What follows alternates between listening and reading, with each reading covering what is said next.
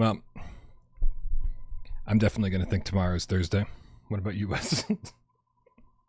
Yeah, well, no. No, actually, I'm not because there's a very stark difference between Thursday in my life and Saturday in my life. So, um, no, no, My it life. it is a little weird though. Typically I'm here and I'm frantic. I'm in the middle of my work week. I don't know what my name is, but I take a break so that I can sit and talk to everyone. And today, it's Friday, man. It's all done. We're looking forward to some rest, relaxation, and some VR. I'm Friday, excited. Friday, gotta get down with Wes on Friday. That didn't quite roll off the tongue like I thought it would. Good enough. Dude, let's get going. You ready to do this? Yes, I am ready. Let's go. Let's go.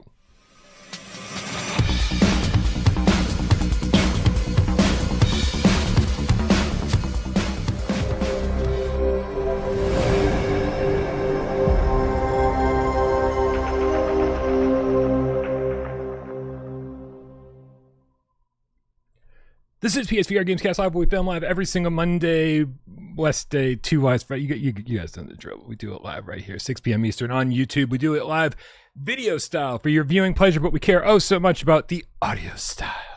So I put this thing up on podcast services of your choice and throw a little ASMR in for the audio listeners. My name is Brian Paul from the channel right here, without Parole, and the gentleman over here to my left, to your right. It's Wes Dillon from his channel, Virtual Strangers. Hello, Brian. Hello, Game Cats. Hello, everyone. Happy Friday. Happy weekend. And yes, I am from that channel. You're absolutely right, Brian. For the first time in a month, we did an episode last night, and I feel good about it. Got to play some VR. Got to talk to Roots. I haven't talked to Roots in forever. So yeah, no, it was great, and I'm happy to be here. What's that Ivonovich game? I want to download the trailer right now where they're talking about, it's crazy. I even respond to them on Twitter saying, I think you're quoting me, because they were like, you drive with one hand and you shoot with the other. And I was like, that's all I've been asking for like ever. What game is that? It's called Echo Wars Road Rage. I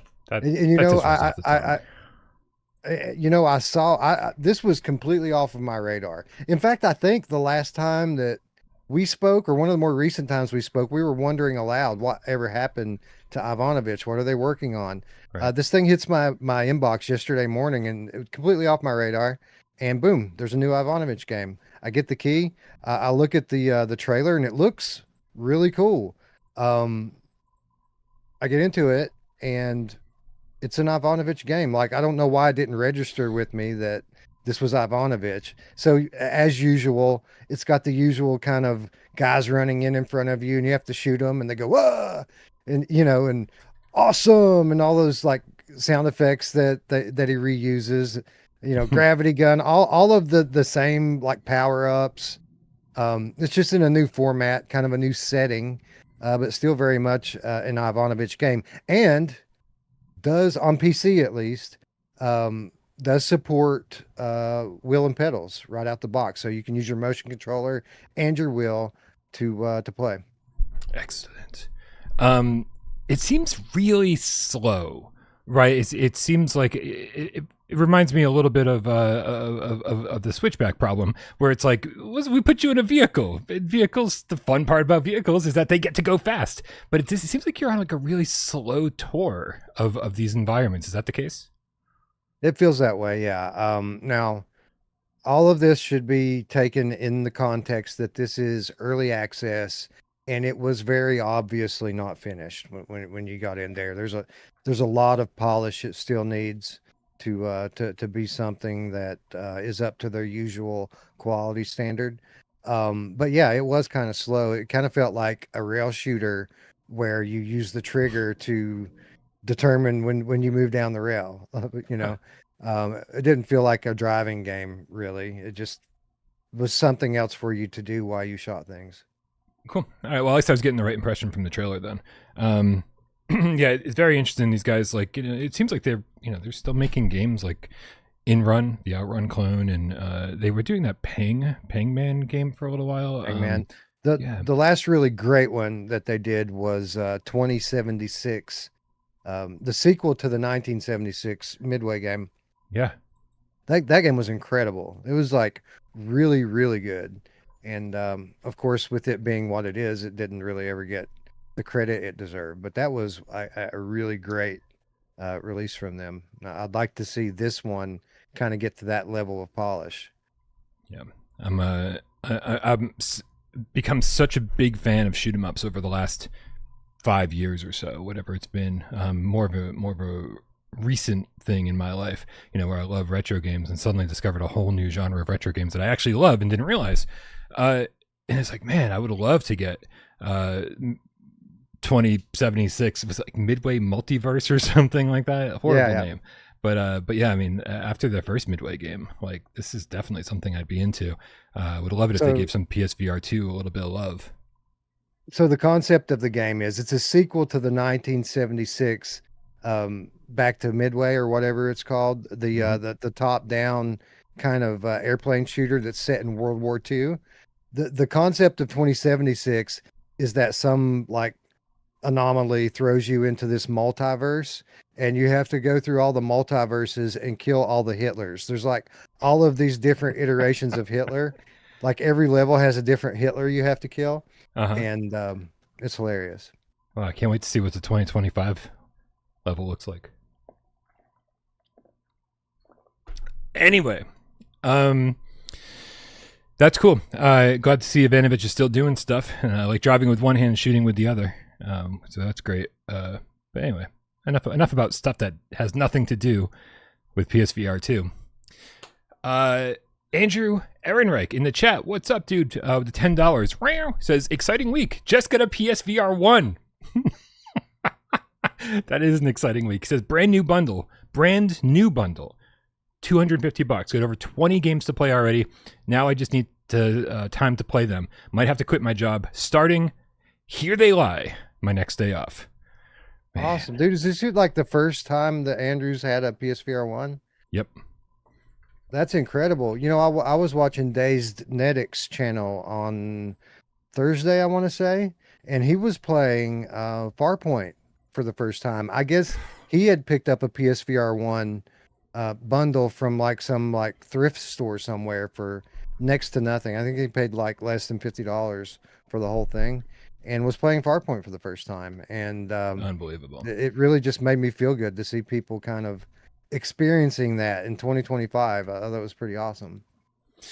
Yeah, I mean, listen, the funny thing is I think I'm responsible for this with Andrew, because he's been going back and watching like the Midnight Gamescast, like the OG stuff on the channel ever since VR dropped. He's been going back and watching all these really, really old episodes, like 8-9 years old episodes, and commenting on them, sometimes being the first person to have ever commented on them. I kind of saw him like being fascinated with all these games that we were talking about. And so I feel like it's my responsibility for this happening. And so in response to that, I have to say, you're welcome, Andrew. Welcome to one of the greatest VR libraries in existence. I love it. Yeah. Nah, I still hail it as the best. It's the best VR library. I mean, I guess current PC VR can rival it now because it's gone on through years and more titles have accrued on it. But many of the all-time great VR games are stuck on PSVR 1, and we're still waiting for them to arrive on modern platforms. Yep. Absolutely. Which leads us to our very first viewer takeover question of the day. And that is, guys, if you don't know, you can go join our Discord, click the link in the description. That's where we hang out 24/7. That's where I hang out 24/7. I basically live there. If I'm doing anything on my computer, I'm also sitting in Discord. And you can leave your viewer takeover questions there. Just like El Guapo Gamecatto did. Wrote hashtag viewer takeover. He says, Happy West Day. Referring to today, which is right on top. This guy's right on top of it. With all signs pointing to PlayStation 6 being compatible with PSVR 2. Time out. Just want to be very clear. We think that's the right move for them. We don't know anything for certain, but it does make sense. So with all signs pointing to PS6 being compatible with PSVR2 and vice versa, it instantly increases the value of the PSVR2 since it can be used across 2 console generations. Do you guys think that Sony should leverage this ability to sell more headsets? Could this motivate the updating of games stuck on PSVR1 due to the longer lifespan? What do you think, Wes? So I do want to say that I think that there is some news tied to this. I don't think it's just speculation. I don't remember what it was that I heard or read, but there was something in the news cycle suggesting maybe it was a leak or a rumor that that they've already started working on PS6 and it is expected that PSVR2 will be compatible with it. I think that makes sense. I think that I think going forward, we're going to see this model where one console generation isn't going to be vastly different from the last one in terms of like features. There's going to be new features in terms of like the graphics capabilities of the engines and things like that. But I think they're all going to run on the same kind of operating system going forward, and each console generation will just be an upgrade on the last that'll still play all of the old games. I think from pretty much from PS4 on, we're going to have complete backward compatibility going forward until they stop making consoles altogether.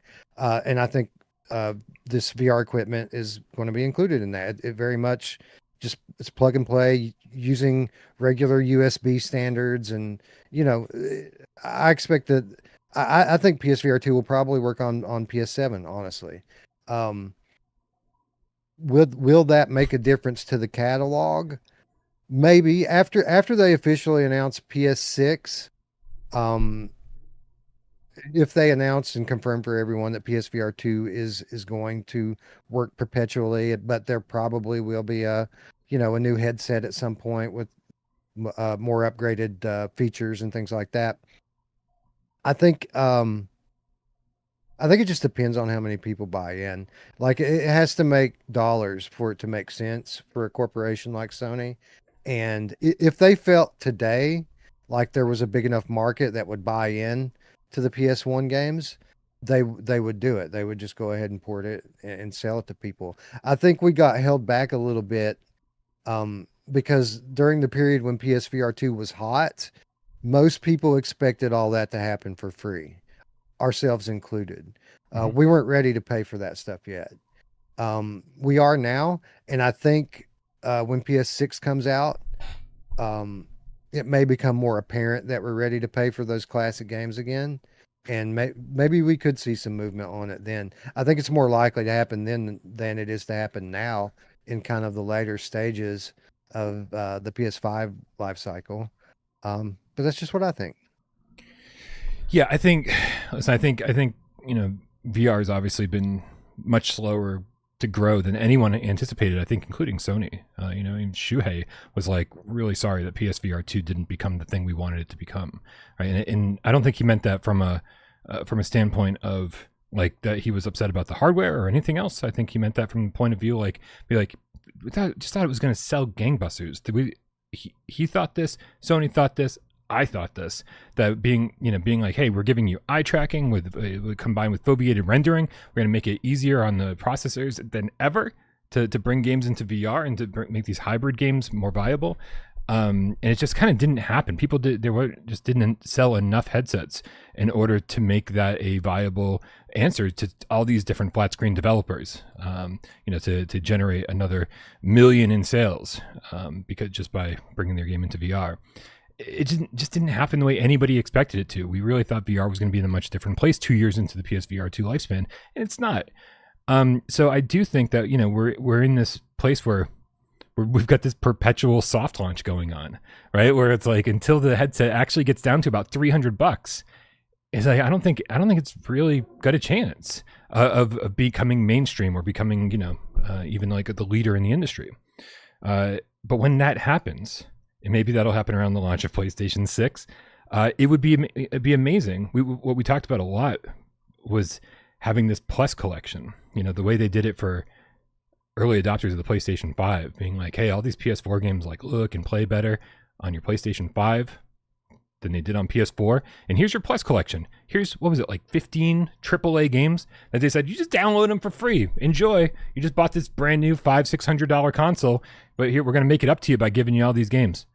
And I honestly think that would be a big difference. You know, like the holiday season, that they get the headset down to $300 and they get all of these PSVR 1 games out on PSVR 2 as part of a Plus collection. I think that could move the needle significantly.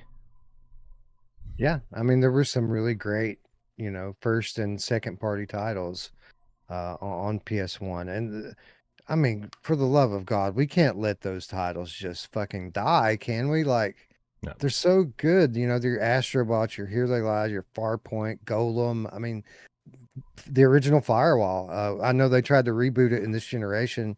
Pulled the plug way too soon on it. Yeah, I mean, there's just so many great titles that are now dead, unfortunately. So I don't care what they need to do.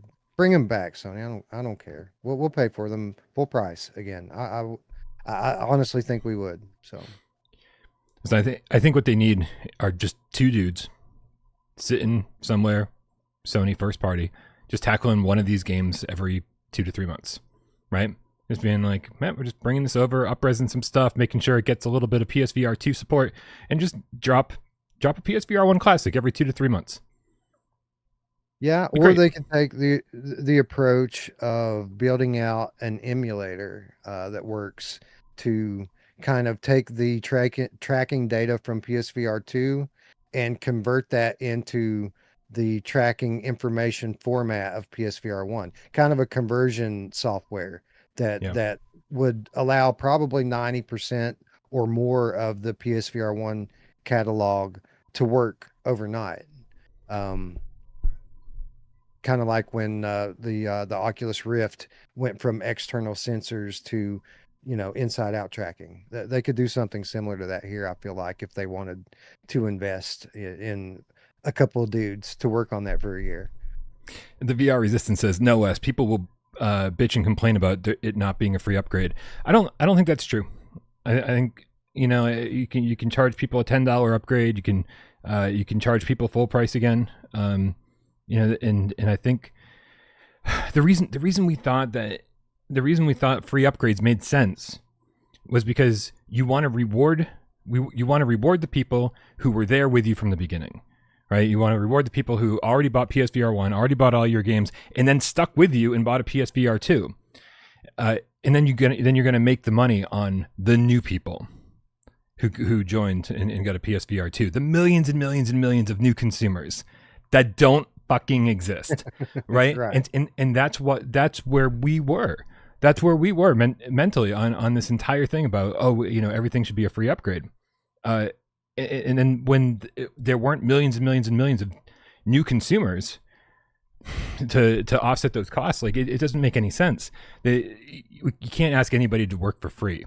Somebody in the comments was asking, like, hey, if I buy Flat Out 4 right now for 67 cents, it's on sale. Do I get the VR the VR version for free? And I was like, bro, you gotta understand how many people are involved in the process of porting Flat Out 4 to VR. Like, no, there's not gonna. I didn't say there's definitely not gonna be an upgrade path, but I was like, I don't see there being any way that there's an upgrade path, right? I don't think there's gonna be a discount if you own the flat screen version. I don't think that there's gonna be a free upgrade if you own the flat screen version. Like, these people need to get paid, and with the current state of not only the gaming industry, but the VR industry specifically, like, we're just watching people get laid off left and right. We're watching companies downsize. We're watching companies disappear completely, right? And so, like, if we want VR to succeed, like, we gotta step up and pay the price, right? You want these games, you got to pay for them. I don't want to sound anti-consumer, but like, it's anti-industry, it's anti-everything to say we just want everything for free, which is going to be a conversation we also have later in this episode. Well, with regard to flat to VR and these VR conversions of flat games, different people are making the VR version than made the flat version. Like, we don't get any of your 67 cents if you buy Flat Out 4 today. So no, we have to have our own separate store listing and our own separate thing in order for that to make sense for us, right? Like Brian said, we people are getting paid to develop these titles right now. We're investing in that. We have to get a recoup on that investment somehow, and the only way to do that is by actually selling copies of the game. Right. Exactly. Just want Immortal Legacy on PSVR2. That's all I want. And I don't think that team even exists anymore. They used to respond to all my DMs, and now they're just MIA. I don't think they do either. Yeah, it's really sad. Hey guys, if you're around this weekend, make sure you join our Discord and come play D-Day Enhanced, which is the Sunday multiplayer game happening on Sunday, 2 p.m. Eastern. Every Sunday we play a different multiplayer game. It's probably something that you've got sitting in your library already. And this week, Professor Lilith sent me a DM saying this is probably the most requested game that we've had for a while in the polls. This is D-Day Enhanced is like, how many players is it? Like, is it 64? I think. Yeah. It's one of the biggest multiplayer games that we have. Reggie actually did a great job bringing this over to PSVR2. I think it had a free upgrade, and now Reggie doesn't make games on PSVR2 anymore. I think we all see what happened there. And so yeah, if you want to get into D-Day Enhanced, if you ever bought it or you want to pick it up and see what it's all about, Sunday, 2 p.m. Eastern. It's fun. It's a little goofy, but man, it's just so much fun to run in there with 32 other people on your squad. And you'll just charge in and just watch bodies fall constantly. I love it. No, it was good. It was, like I haven't been into it since the kind of launch events, but when we had full lobbies during that couple of days there, that it was fucking chaotic, man. It was fun. So it sounds like it's gonna be a good one. A lot of people voted for this game. They voted more for this game than any other game prior. So come hang out. What else we got here? We've got, I thought Waleed had a tip. Waleed is now Gamecast, specifically White Tiger Rare with a Canadian $2 tip. Says PSVR2 PC just got eye tracking via mod, best value. True. Super excited, Wes. It just means that some of these VR chat guys are going to be picking up PSVRs now, so that they can get an affordable upgrade from their Quests that don't track their eyes. And now people will be able to see their eyes move around in Steam. It doesn't really make a lot of difference for a gamer like me. But if now someone takes this capability and then builds another Steam plugin that enables like DFR by default on games, then that will be awesome. That'll be something worthwhile that benefits a lot of people. Prentice Summerscales in the chat says D-Day is on sale for $1 right now. I guess we're gonna have a lot of people on Sunday playing this game. It's gonna be great. I'm not usually around for the Sunday multiplayer games. I'm usually busy doing something else, but man, I haven't played this in forever. Maybe I'll do it. I got another multiplayer game to play this weekend. Touche. So do I. I think we both played a single player game though earlier today, and curious to hear your thoughts on it. It is the Stairwell Horror.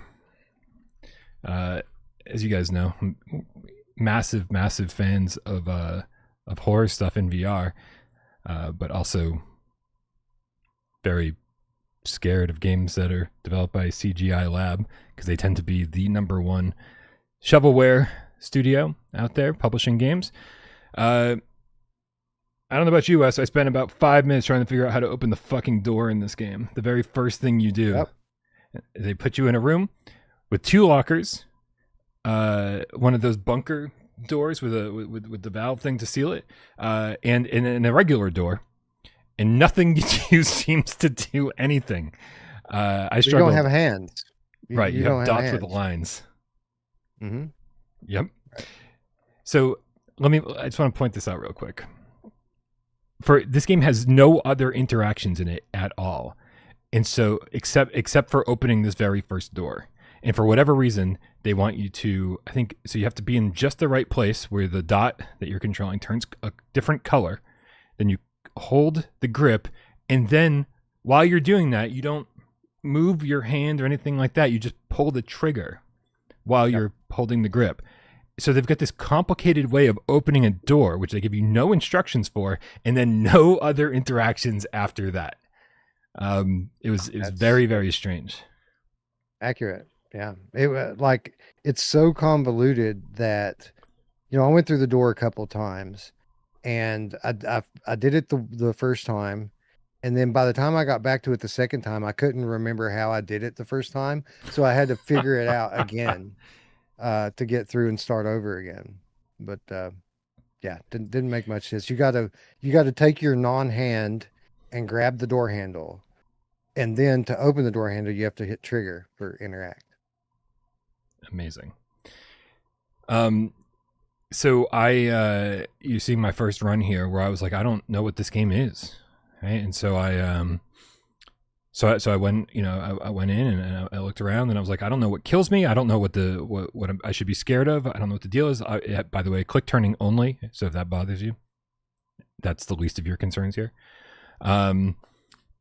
So I just immediately jumped down a pit and I was like, I don't know. Does the pit kill me? Does it let me fall into pits? And as it turns out, Wes, not only does the pit kill you, it seems like it's the only thing that kills you.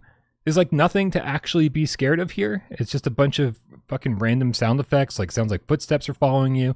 Some PNGs of like spooky faces will just hover in the air. And I guess that's supposed to be scary. But you can never see more than about 2 feet in front of you. And you just keep going downstairs and downstairs and downstairs and downstairs and downstairs. And then eventually you get to rooms with, just with pits all around you and only one path to walk. And then you keep going downstairs and downstairs and downstairs. And then about 25 minutes in, I think I was on floor 84. Oh, you made it that far, huh? Yeah, it only took 20 minutes. Floor 84. The screen just went black. I tried to back out. I tried to do anything I could to think of, and nothing. I spent 5 minutes trying to figure out why the screen went black. I know why. And I gave up. Why? What happened? Because the same thing happened to me, but something I guarantee happened. The same thing happened to you, and you just didn't see what happened. So I made it to about floor 45 before this happened to me. And you're right. For about the first 30 floors or so, it's literally just walking downstairs over and over, walking downstairs. Only one path, go downstairs. Every now and then, like Brian said, a spooky face will pop up in the darkness. That doesn't do anything. You just walk through it and it goes away. Every now and then a random scary sound effect will play. And some of those are kind of scary. I mean, they don't really scare you, but like if you remember those old Halloween like cassette tapes people used to play that had spooky sounds in them, it's kind of like that as you walk through the darkness. After you get down to like floor 40 or so, the sound effects get more intense. You start to have branching paths. So like one path will lead you either to a dead end or to a pit that you'll fall down and die. And then the other path is just the way to go, and you'll find the stairs and walk down the stairs some more. When I got to floor 45, I actually experienced a legitimate jump scare that made me jump and scared me. Okay. And it was this dark humanoid figure that was walking through the hallways. And he walks at you, he'll walk past you, and then when he gets behind you, he'll walk back at you. And if he catches you, the screen goes black, and then the game crashes. Nothing happens. You have to just end the game and start over. But I guarantee you just ran into that guy. It's literally a shadowy, dark figure that's just black. Okay. And it would be easy to miss in the dark, right? Because it's just black on black. So I think that's probably what happened to you. Is this thing's very fast, and it probably just walked up on you really quickly, and you didn't see it. And then whatever bug or exception happens when it touches you happened, and the fail state didn't trigger to tell you that you're dead, and the game just gets stuck at that point. Well, so yeah, I'm going to guarantee you that's exactly what happened. And And I do have to say, like, I was nervous playing through this because the fear of the unknown and not being able to see very far in front of you. Oh, by the way, I'm showing this logo on the screen right now. It's like it's the stairwell horror logo that's on that bunker door. It only comes through in one eye. You close one eye and the logo disappears. You open the other eye, it's there. And so it's like this weird, like, don't look at it too long or it'll give you a migraine. So I always have this fear of the unknown, even when I'm playing like these really crappy horror games, and like I'm really on edge because I just don't know what the developers are capable of, and these developers are not capable of very much. The further you get into this game, the less scary it gets. But yeah, I guarantee that's what happens because I was just like, I heard the stomping of something, and I just kind of learned to ignore it because it hadn't affected me, so that, I don't know. I will say, I figured getting to floor 84 was a pretty big accomplishment, so I checked the trophies, which are not live, but it does tell you the percentage of trophies that you have. And I think I only had 4% of the trophies, and I just figured I'd be popping trophies left and right by getting through this floor, that floor, whatever. I was assuming there was only 100 floors. I was assuming that. I have no idea, and I'm never going to play it again. So I'll never know the answer. Yeah, same. I think I got one. I noticed one pop up while I was playing, like around floor 25 or something like that. But no, I mean, it legitimately made me jump. That when that thing came out of the darkness, it's moving quickly and it's moving right at you, and that made me jump.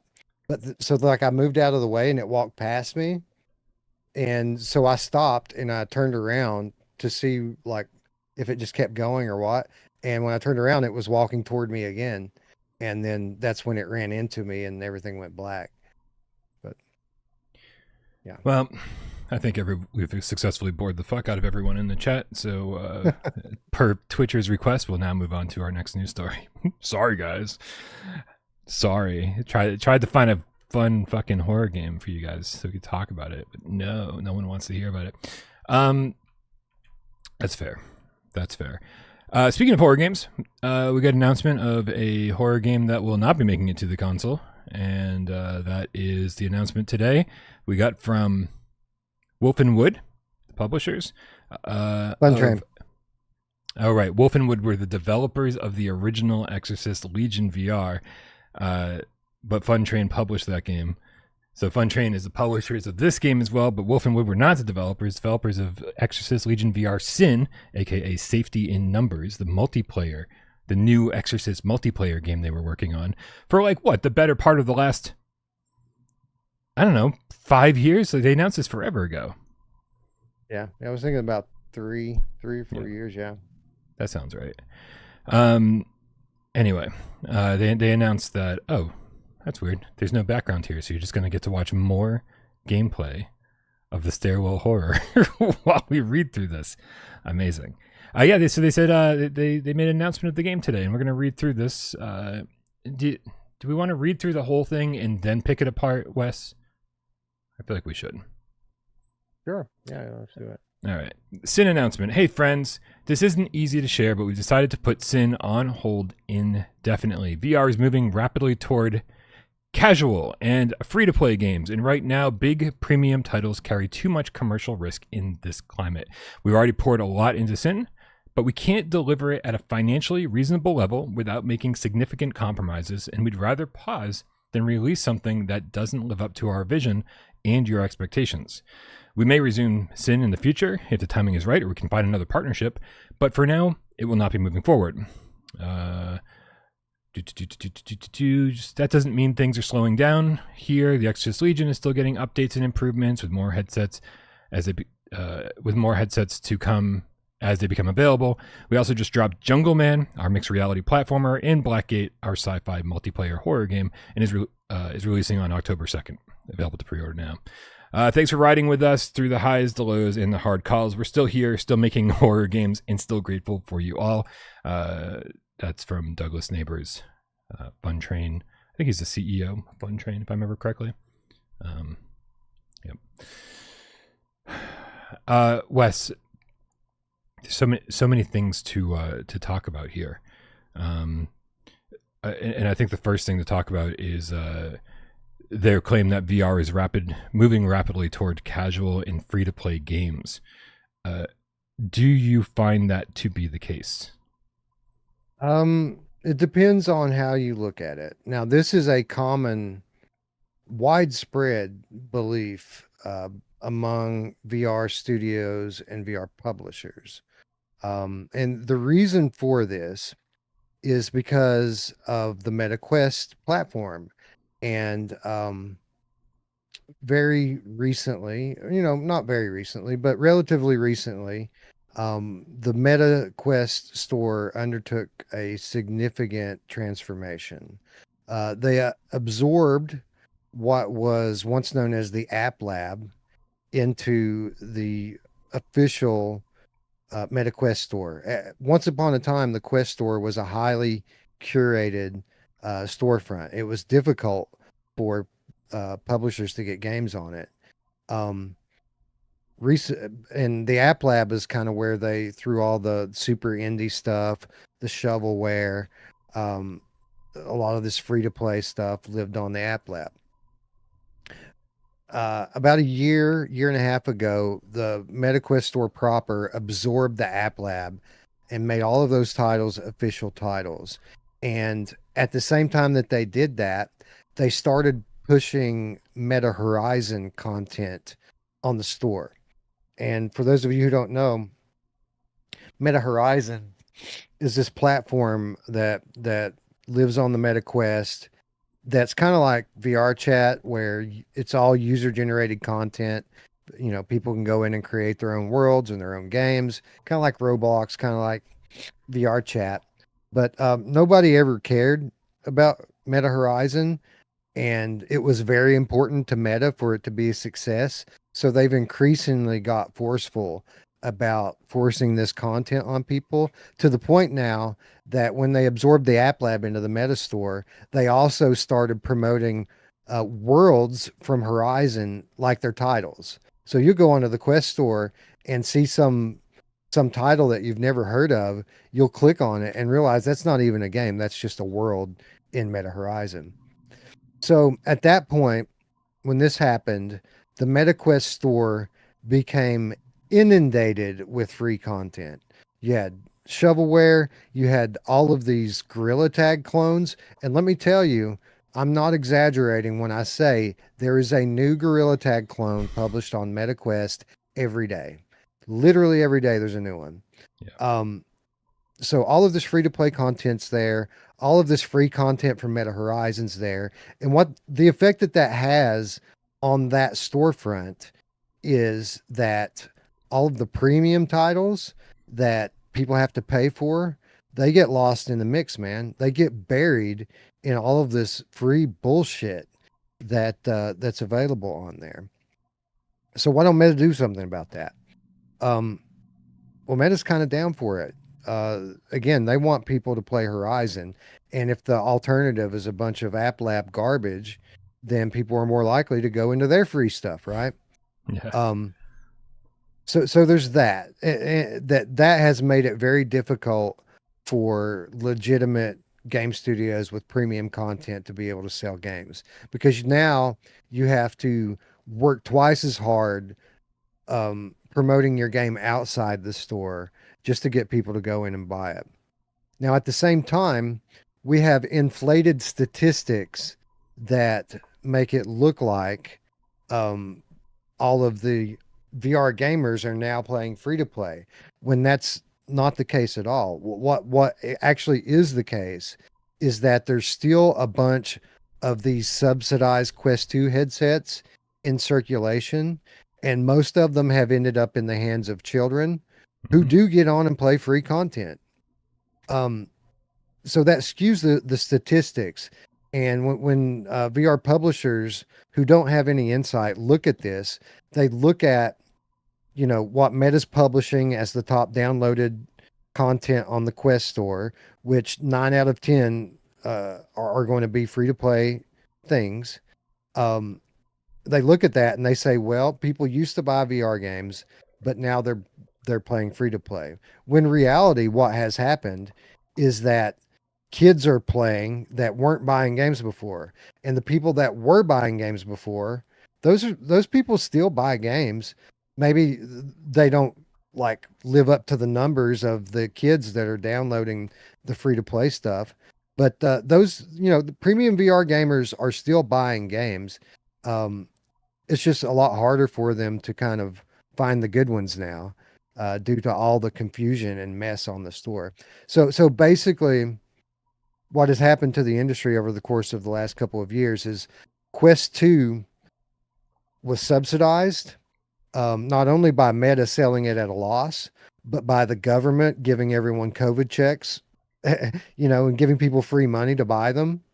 That put all of these headsets out in circulation. Meta publishes that and say, hey guys, we've got 20 million headsets in our ecosystem. The entire game dev community says, well, that's where we have to go to sell our game.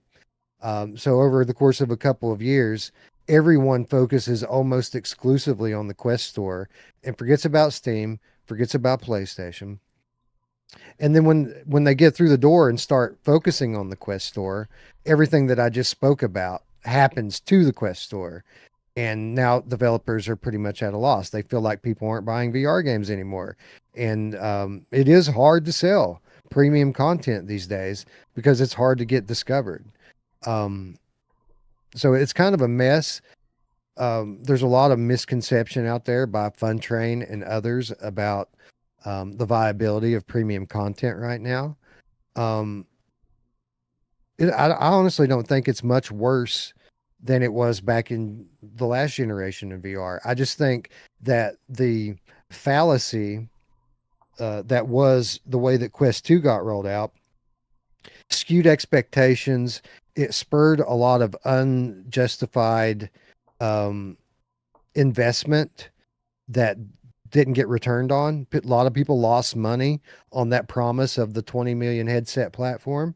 And a lot of companies never recovered from those losses and ended up, laying off and shutting down. So what Funtrain is saying here is not an uncommon belief. But I think most likely here, what the reason why they're doing this is, Funtrain is essentially a publisher. They're not really a game developer. They outsource. They acquire IPs, intellectual property, and then they pay a development studio like a VR Monkey or something to actually make the game so that they can then sell it. That model worked when Sony was funding games and when Meta was funding premium content. In 2025, that's not happening as frequently. Sony's pretty much stopped funding anything, and Meta, they're being a lot more selective than they used to be with regard to premium content because they're all focused on making VR into this social platform with free content. So I would imagine whatever initial funding that Funtrain had to outsource this project basically got burned through in the last 2 years, and the game's not done. And Meta's not going to give them any more money, and Sony's not going to give them any more money. So they're just going to put it on the shelf until the market corrects and premium games find their place again. That's just what I assume is happening here. But again, I've thought about these things and witnessed it kind of from the other side over the course of the last 3 years. So more than likely, that's kind of what's happening here. I just do want to point out that after they said, the market's moving rapidly toward casual and free-to-play games, they said, right now, big premium titles carry too much commercial risk in this climate. I just want to point out something. Like, the developer of the Exorcist Legion VR SIN is not Wolf and Wood, as the original Exorcist was. It's Pocket Money Games. Pocket Money Games are the developers behind the Twilight Zone VR game. And in what world are those developers making a big premium game anywhere? Like, I mean, they would have had to grown rapidly and learned a lot about game design. And I mean, maybe they have in the last few years because, this is a long dev cycle for any VR game. But what we essentially thought they were making was their take on Phasmophobia, right? Is multiplayer horror ghost hunting adventure of some kind. And I just feel like this studio, or at least Fun Train, not so much Pocket Money, who's getting paid to do this. I just feel like Fun Train is looking at trends and chasing trends instead of setting them. Instead of saying, hey, we're going to make a quality game, and if we make something quality, it will sell. It will take care of itself. Stop chasing trends. What was their? Hold on a second. What was their? One of their more recent games, Jungle Man, right? So one of the many Gorilla Tag style games that have come out was this. They wanted to get on board with that, right? And then on top of that, they wanted to get on board with, hey, Phasmo's one of the biggest games out there, right? Like it kind of this cheaply made, originally at least, ghost hunting game, multiplayer, and like they were like, well, we have the Exorcist IP. We can do the Phasmo formula, but with the Exorcist IP, who wouldn't want to do that, right? So I feel like they're just chasing trends, and then they're seeing, oh, the trend is that casual games are selling, and that free to play games are generating the most, and so they're like, well, we got to switch over to doing that. And so I think if you just keep chasing trends, you're always gonna be behind the times and never be. By the time you get to the finish line, that trend is done. That trend is over. People have fucking moved on and they're doing something different. Sony fucking figured this out the hardest way possible when they canceled all of these live service games, right? Sony thought the future was live service. And the live service is like, flash in the pan. You're lucky if you have a very successful live service game. They wanted to make all their games live service, right? And now look at where they're at. Look at the position they're in. They had to backpedal so hard that we've lost so many first party exclusives. The games that Sony's known for, the exciting narrative driven third person single player games. We lost so many of those because they decided to chase trends. You gotta look at where the puck's going, not where it is. Yeah, and it's not just Fun Train. There's tons of publishers out there that are prescribing to the same mentality of being reactive rather than proactive.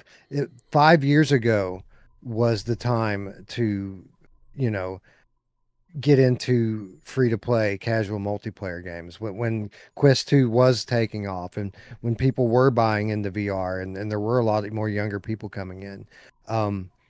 But now that time has passed, and that's not to say that there aren't still success stories with free-to-play, but for every one that makes it and makes a killing, there's 30 that fail, that put in all of their resources into this basket and end up falling short, falling flat, and no one ends up actually playing these games.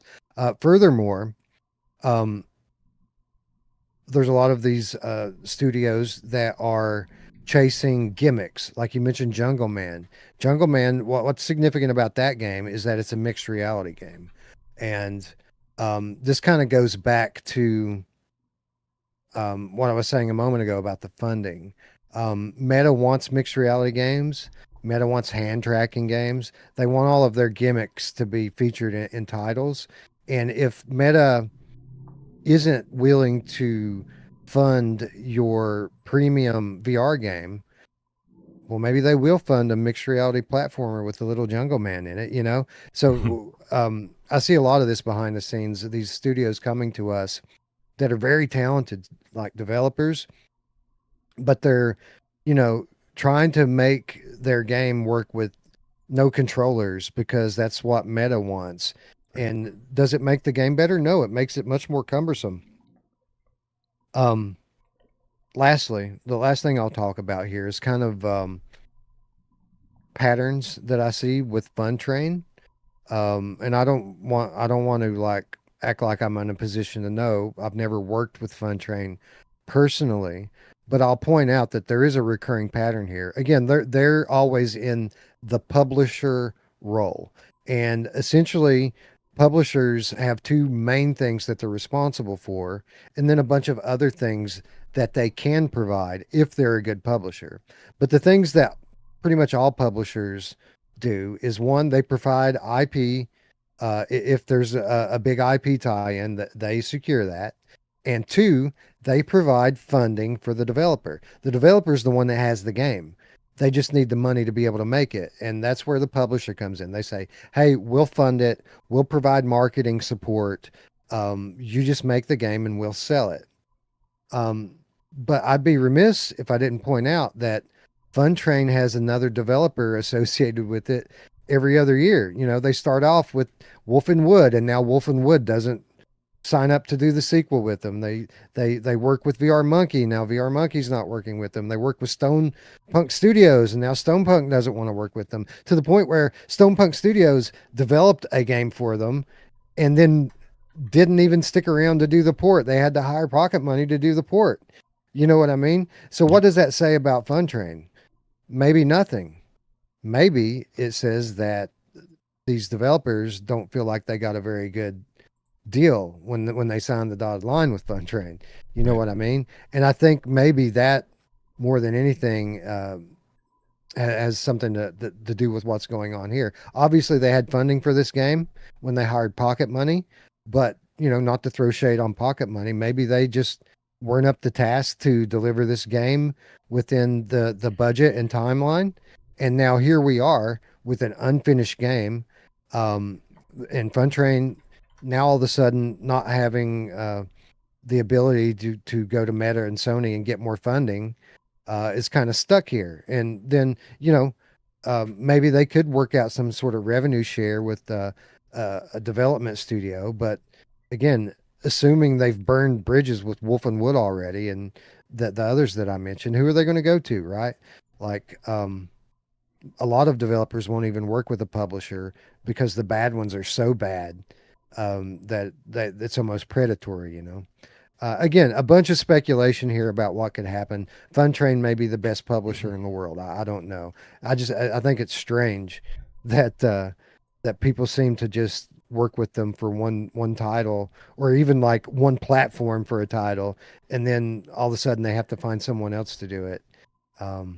It seems to me like patterns that are consistent with a publisher that's trying to maximize profit rather than put out the best game that they possibly can.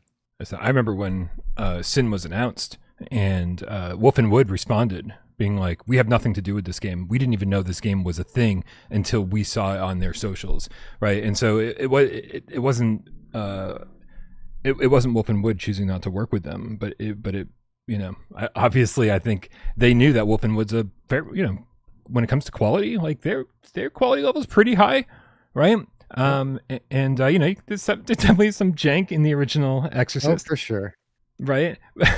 which persisted throughout the entire PSVR 1 generation, but they still made something that was of high quality overall. You know, it was beautiful, and the audio and visuals were just great, and the scares were awesome. And you know, I just think that, you know, they probably just, as a publisher, they were like, well, we need to go with the cheapest bidder, right? And unfortunately, I think Pocket Money, I will throw shade at Pocket Money. I think the best thing about Twilight Zone VR was the VR Monkey port of it on PSVR 2, right? The fact that they had done so well, making it run at 90 hertz native, making sure that, you know, that they utilized the deep blacks from the OLED panel. Like, you know, I played it before launch and it stuttered like crazy, and they fixed that, right? VR Monkey was the reason that the port was so good, not because the game was good to begin with. And so I just don't think that this was going to turn out well regardless. And I feel like there might be a little bit of an excuse happening here on Fun Train's end, right? They say, well, man, we let Pocket Money go 3 years on this, and we're still not happy with the results. How do we quietly cancel this without making it seem like it's our fault? And I think that's what we just got. I think there's a little bit of credit where it's due. Credit where it's due. They could have just let it die. Like, they didn't have to say anything. I was to the point where I was pretty much assuming now that this game was dead anyway, because it's been so long since they gave any kind of update on it. And anytime you would try to ask about it over the last couple of years, they just kind of avoided the question, right? Yeah. So I pretty much assumed this game was dead anyway, and they could have just let it quietly die, and people would have forgotten about it. So credit to them for stepping up and trying to just put it to bed here. Yep. Obviously, they're going to have a lot of shade thrown at them from not just us, but a lot of other people as well. And I guess they're willing to take it on the chin. It kind of drives me nuts when I see these established companies in VR stepping up and saying, well, free to play is the model now. No, it's not, man. Those kids are not ever going to buy games. Now, you can get into that very competitive arena and try to compete for their attention. And if you're lucky and you make it, you'll have a game that they'll actually play and you'll be able to sell them, cosmetics and things for years to come. But most likely, that's not going to happen. Most likely, they're not going to play your game. And you're going to invest a bunch of money into something that no one plays. And with regard to premium VR gamers, we are still here. We are still buying games. Um, we're just in terms of numbers, upside, like having a successful premium title is not as profitable as Gorilla Tag. You know what I mean? Yep. But you'll achieve moderate success in the premium market way more often, way more frequently than you'll achieve great success or any success at all in the free to play market. Also, Yeah. why not? Like, listen, if they really do believe this, then the Quest 2, Quest 3 doesn't have Phasmo, right? So if they are making a Phasmo style game, and they want to focus on this demographic, and just also give it to us while they're at it, then why not make it a free to play game on Quest and PlayStation VR, and then give us reasons to spend money within that game, new maps, new equipment, new whatever, right? Like there are ways to do it based on their model. And again, I'm just making the assumption that it would play like Phasmo, right? But I think Phasmo is actually a pretty good model for free to play. They just chose not to do it that way. They're like, $20, you get everything. That works for me. If they really want to make it profitable and make it make sense, free to play for it is not the answer. What they should do is the Phasmo model, make it flat. And Yeah. yeah, you'll be competing directly against Phasmophobia, sure. But if you do have the Exorcist IP on your side, that will make headlines. You'll get the attention of the general gaming community with that. And if you do a Phasmophobia style game that's tied into the Exorcist and it's really, really fucking scary because there's demons and shit that you have to exorcise in the game, like people will play that. People will buy it. And then, you make VR optional the way that Phasmophobia does, and everyone gets their game, right? Yeah. I mean, let's see, competing with Phasmo might be tough, but also there were plenty of people who tried to compete with Dead by Daylight, and it seems like those games were successful enough. And we had there's like the Killer Clowns game seemed like a Dead by Daylight style game, and the Friday the 13th game was a Dead by Daylight style game, right? And so if you get these IPs, you can probably make it happen.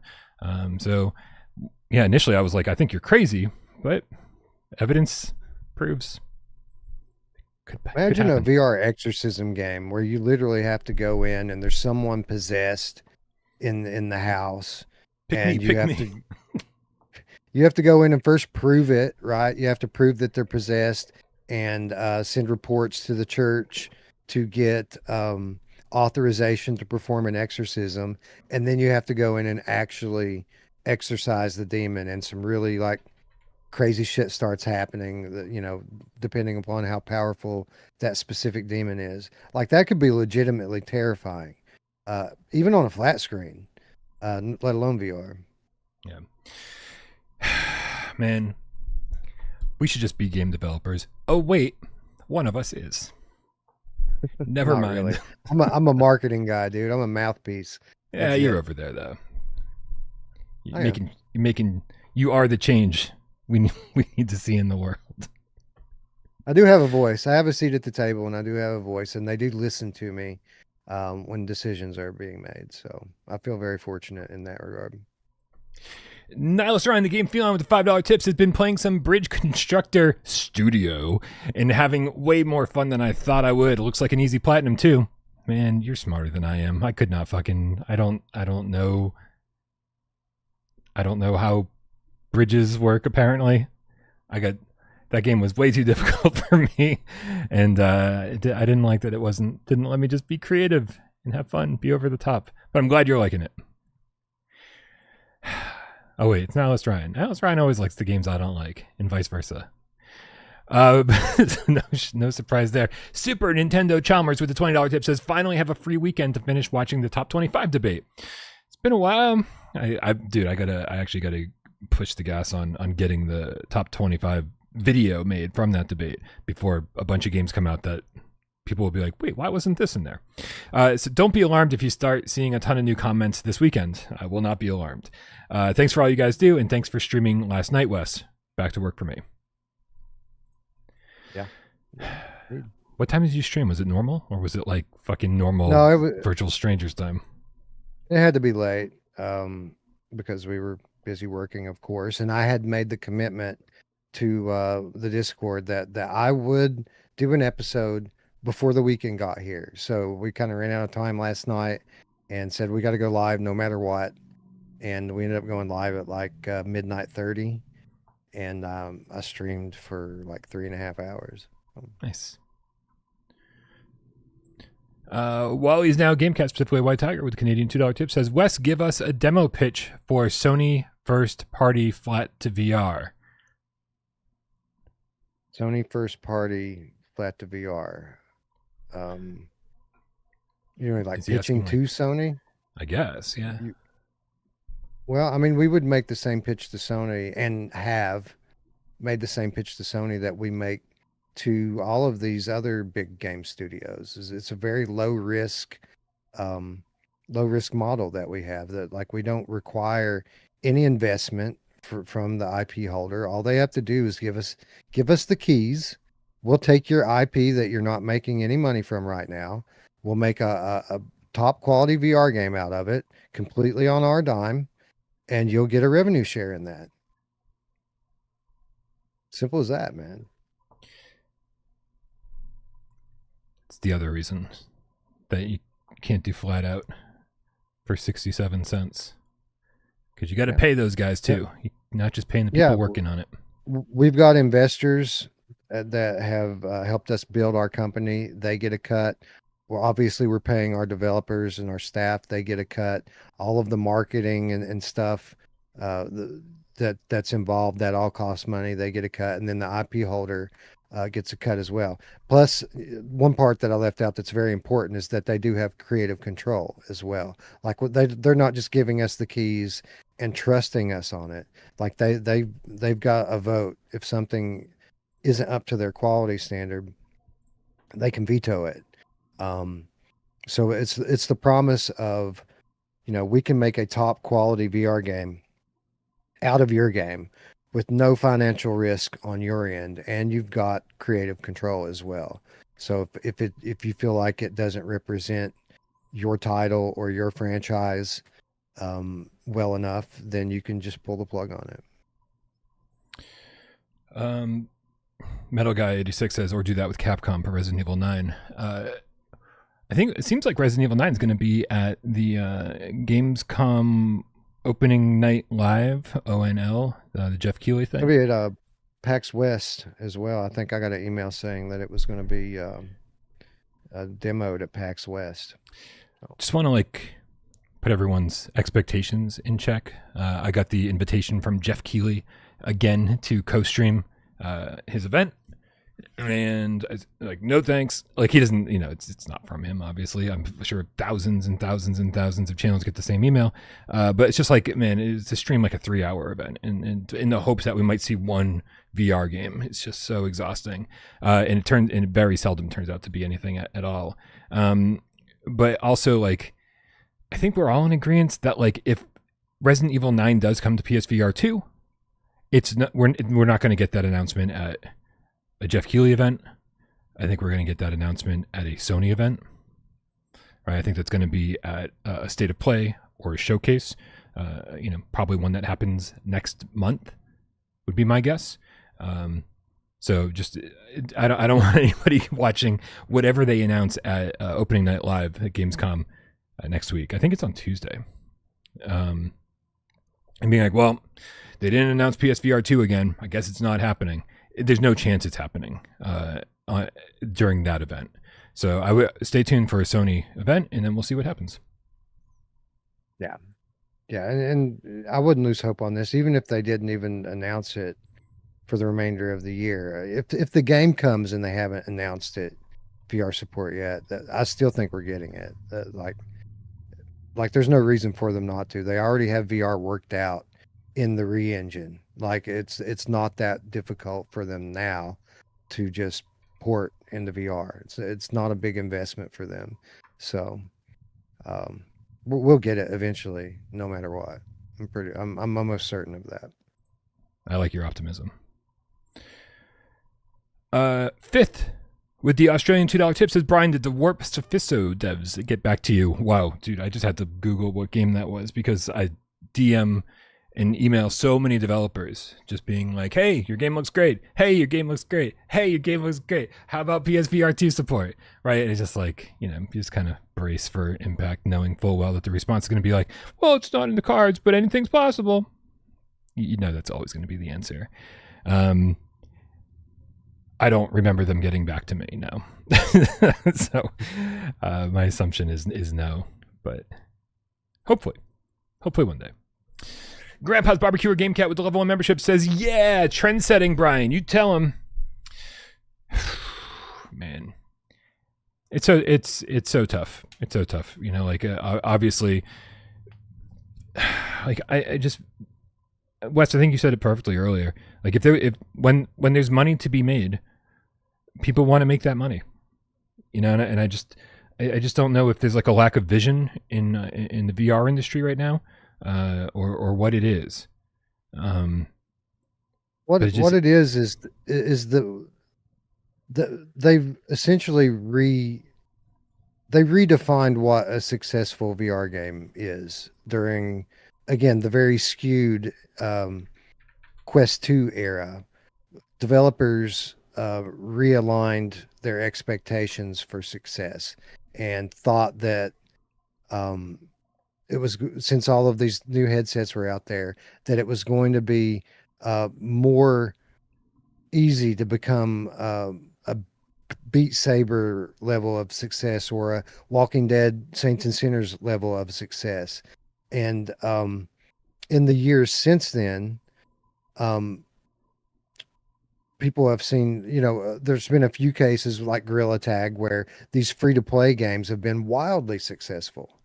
And a lot of game devs are seeing that and they're saying, well, I want to go for that level of success. So instead of like a few years back where a game like Apex Construct or something like that selling a moderately good amount of copies, that used to be a successful VR game. Now people are thinking like, we have to sell like Beat Saber or Gorilla Tag. And more often than not, VR studios, or not more often than not, but a significant number of VR studios are deciding to pursue that Gorilla Tag goal.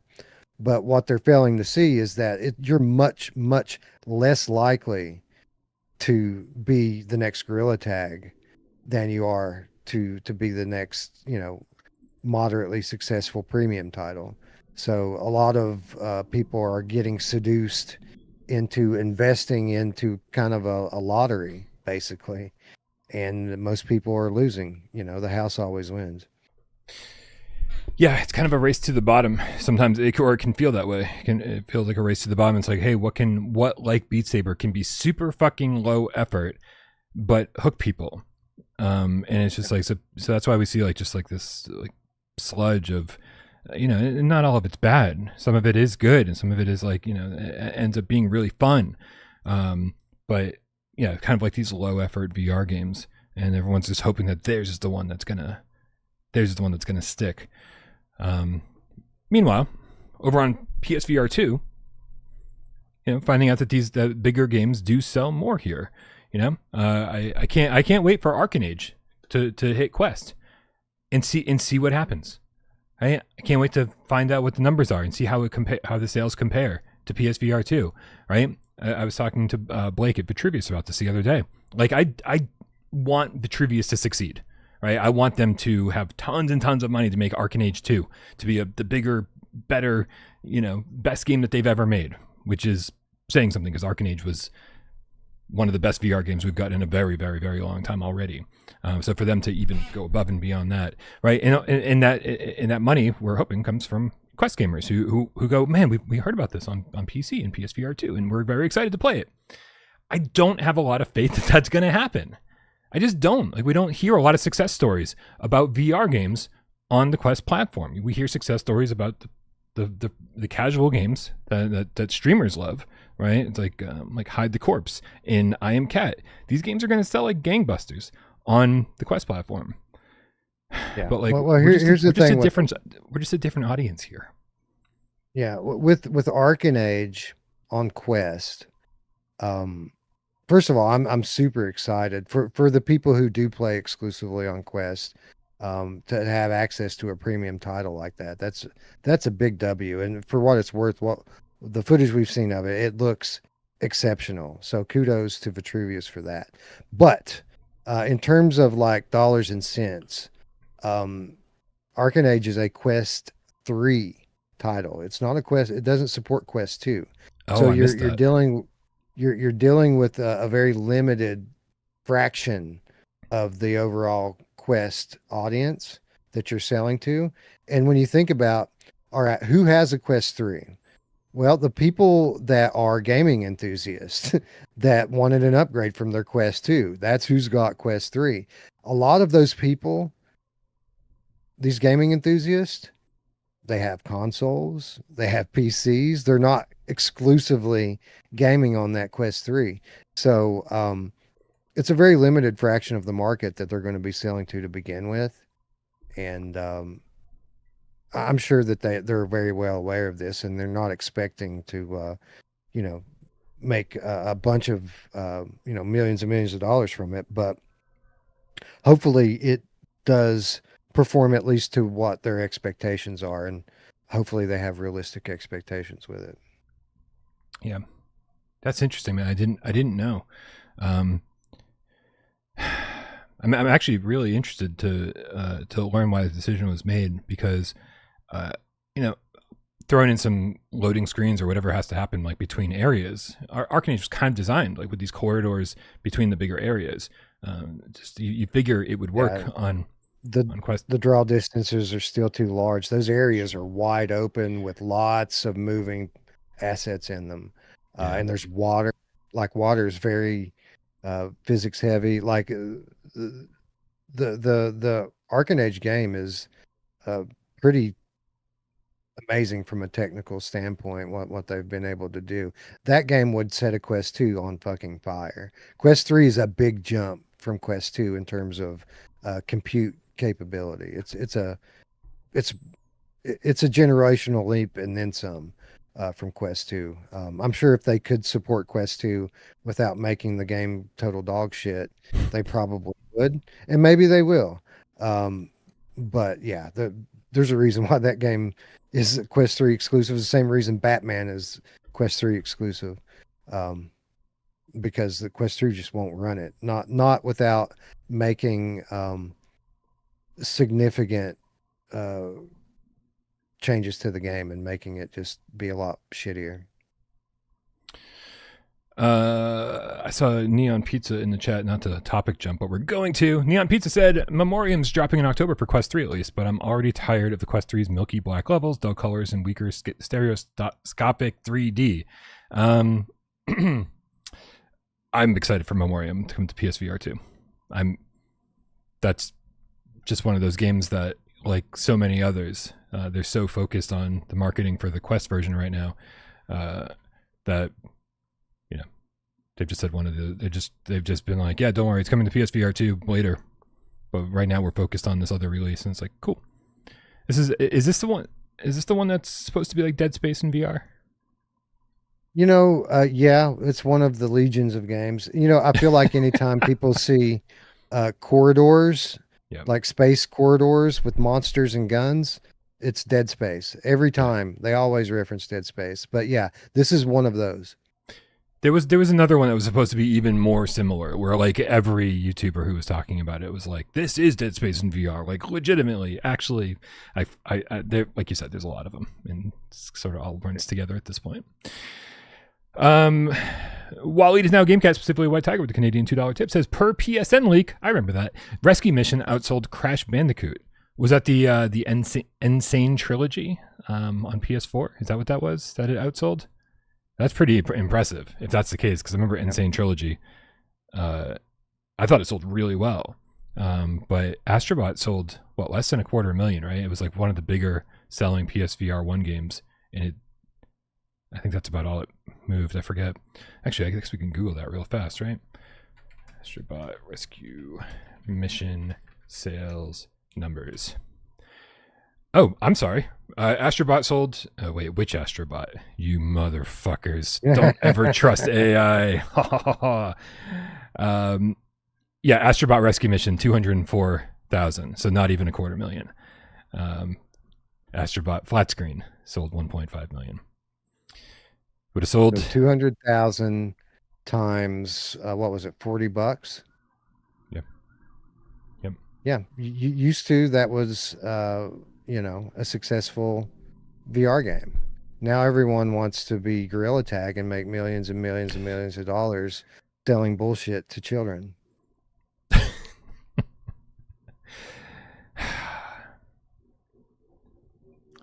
So depressing. I said this before. It's really like, I love what we do, Wes. Or I mean, I love what I do. You like, again, you have a little bit more impact on change, pun intended. You can help move the needle. Working at Impact and Flat to VR. But I feel like I just don't affect that much change over here. And man, if I ever consider changing careers, like, I don't know, man. Like, somebody needs to kick Sony right in the balls and be like, this isn't that hard. You have a headset that people would really enjoy. And it's like, and here's the business plan. Here's how to do promotions properly. Here's what people are looking for. Here's where you can spend the least amount of money and get the most number of views on this stuff. Here are the games that people want. Here, like they spent so much money on Concord. You take that money that they spent on Concord and you divide it up. We could have had like, dude, we could have had like 50 PSVR2 games, Yep. right? It's 50 PSVR2 hybrids. It's insane. And I know like people. Sorry. I feel like Sony just lost the vision for, they obviously get disinterested in VR because the numbers that VR does is it's a pittance to them, right? It's beans. That it's not enough to move the needle for a big company like that. But in the early days, it seems like they understood that investing in the kind of foundation stage of VR, you weren't doing it for profit. You were doing it to build a platform so Right. that 10 years down the line, 15 years down the line, the thing finally takes hold, and then it becomes a viable line of business. But it seems like they just lost that this past generation, and they're more about just profitability in the short term rather than having a long-term vision for the platform. Yeah, I mean, for the longest time, I said I don't think it matters who the leaders are at Sony. They've got multi-billion-dollar corporation. They've got so many people working over there that like one person isn't going to make a difference. It's like running a country. What could one person possibly do to make a difference? And the answer is a lot. The answer is one person can make a drastic difference. They can make changes in all sorts of departments and really ruin some good stuff that's happening. And I think all of the goodwill and all of the good things that were happening with PSVR 1 were from Shuhei Yoshida. I think that was his baby. I think that was his passion project. And he really did everything in his power to push that thing along. And when he was sort of forced out of Sony, as it turns out, he was forced out. I mean, who there was the cheerleader for PSVR 1 at that point? And I don't think the answer is anybody.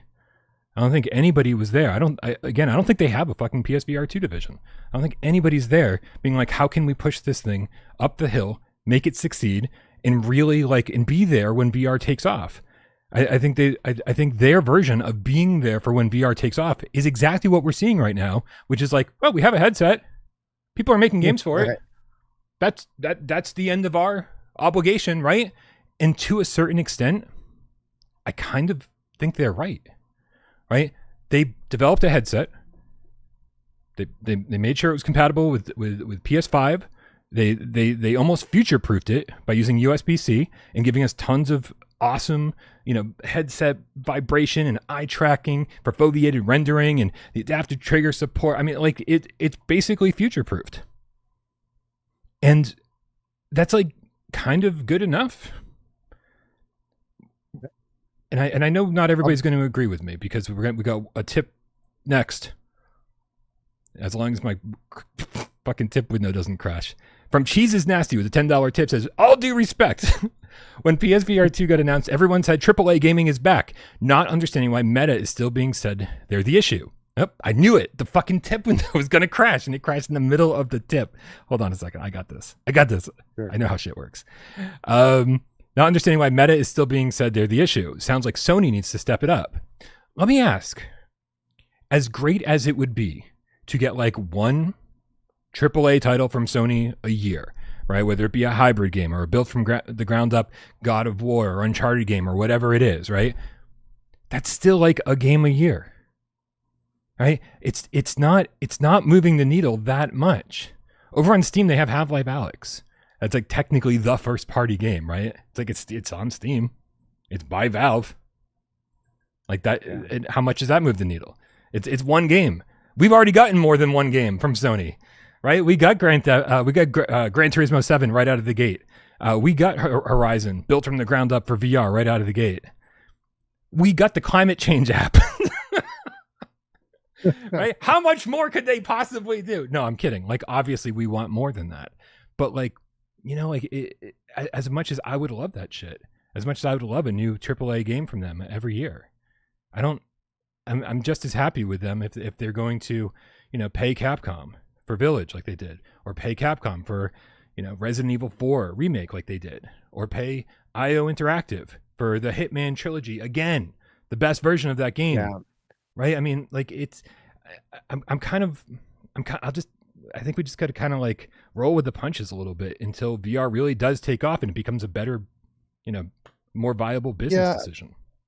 I don't think anybody can, justifiably criticize Sony for not developing and investing in AAA VR games that are just VR games.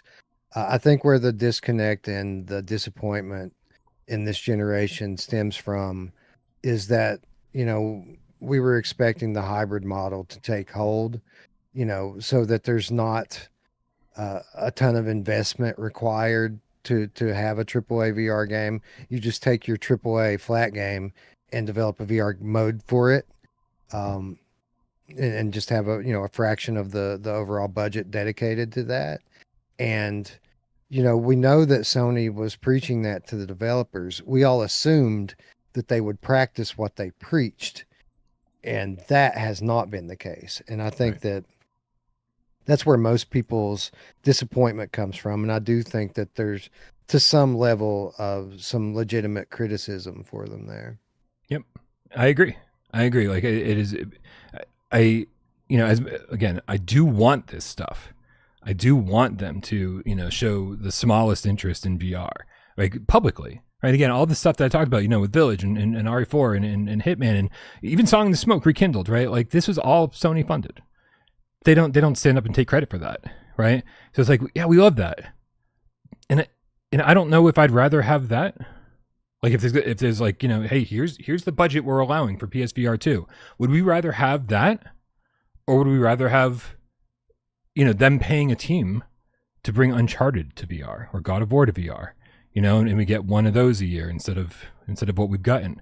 And I think it's tough, man. I don't there's not a ton of first-party Sony games that I would love to see in VR, but there are games like Astrobot that like would have taken zero effort, right? Just let us play it in VR. How much of a problem is that?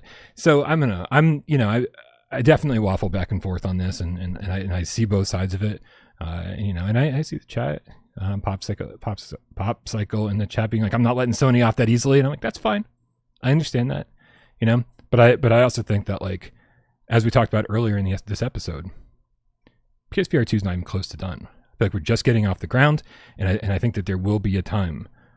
I don't think Sony's, the fact that we're not seeing much from Sony right now, I don't think that means much. I think that there could still be stuff in development that we just haven't heard about yet. They've struggled big time. Flat screen games too. They've struggled big time, especially with the live service nonsense over the past couple of years, and like they are still getting, they're still righting the ship. We haven't seen how they're doing that yet, right? It's been a slow trickle of new game announcements. Like, where the fuck is Wolverine, by the way? Right? Like, yeah. I mean, it's so many questions about Sony that like they could still have VR stuff in development, and they're just trying to right the ship. Yeah, and for what it's worth, the PS4 generation was extremely weighted toward the back half as well. Like, it finished strong. And I think that after all of the bullshit that we've seen this generation with COVID, with the changing of the guard with regard to the executives at PlayStation, and this kind of struggle that they've seen to find their identity, where, okay, we're going to invest in live service games, and then, well, I guess no, we're not. And like this PS5 generation has been such a clusterfuck on all levels. I feel like they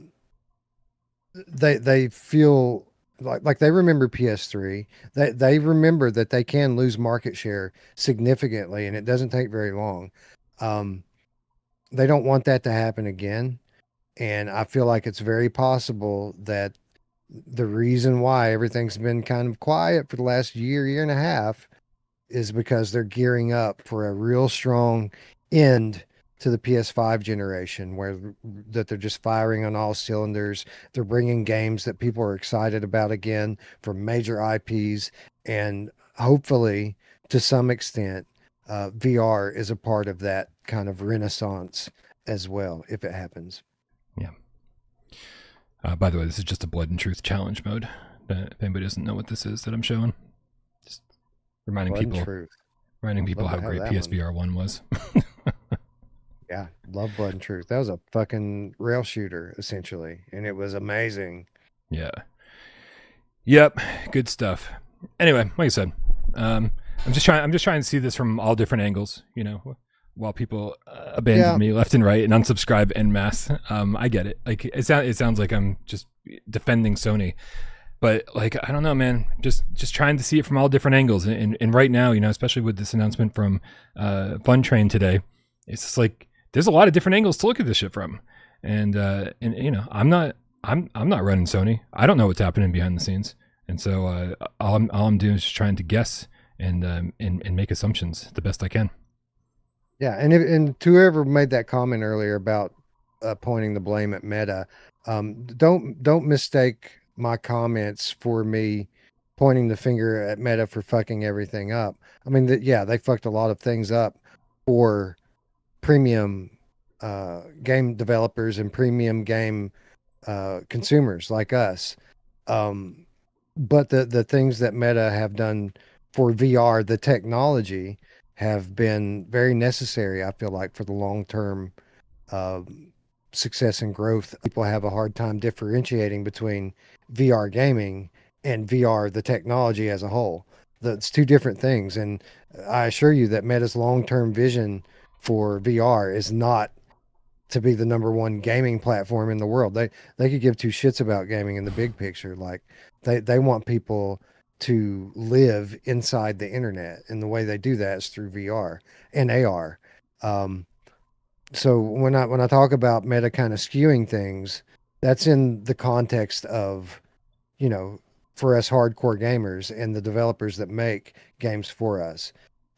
They did kind of skew things and fuck all of that up with the way that they promoted Quest 2.